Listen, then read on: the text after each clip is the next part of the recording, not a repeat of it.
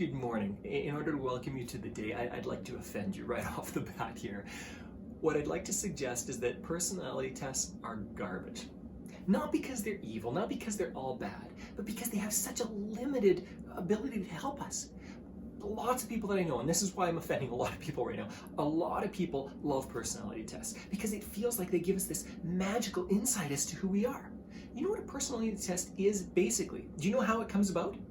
Not from this crazy amount of research. The way personality tests are developed is some guy or gal comes along and says, hey, I've noticed there are certain personalities that people have. And certain people in these categories, these 4 or 5, usually it's 4 or 5, right? 4 or 5 categories, or 9 categories, or whatever it is, 16 if you go with the MMBI. But a few categories, people fit into these categories, and they typically do these things. That's it. Somebody comes along and decides this is happening, they see it all over the place, as we often do when we believe in something, confirmation bias, and then they develop a test that shows you which category you fit into. And here's the crazy thing. When you do a personality test, you find, wow, this is really like me. Well, you were the one answering it. You were the one saying, this is who I am. So of course it's going to spit back the results and say, this is who you are based on your responses. And you go, wow, this is amazing. This is nuts. Because, and this is the big, really important thing, if you're not sold yet, the really important thing with personality tests is they limit you in understanding people. Instead of getting to know people, instead of engaging with people, instead of asking great questions and getting deeper with somebody, instead we simply limit ourselves by going, oh, this person is a blue owl or a red duck or whatever it is, right? And the problem with that is that we don't allow ourselves to actually get to know somebody. Here's another problem. People change. You change. But other people change all the time too.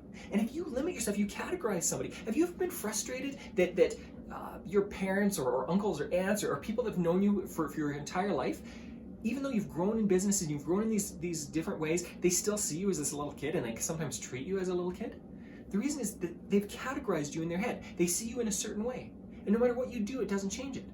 And that's basically what personality tests do. You start to see yourself or other people in a certain way, and then all you need to do is read your horoscope every day and go, oh yeah, this is who I am, and this is how I'm going to react. We change. It's so unfair to people.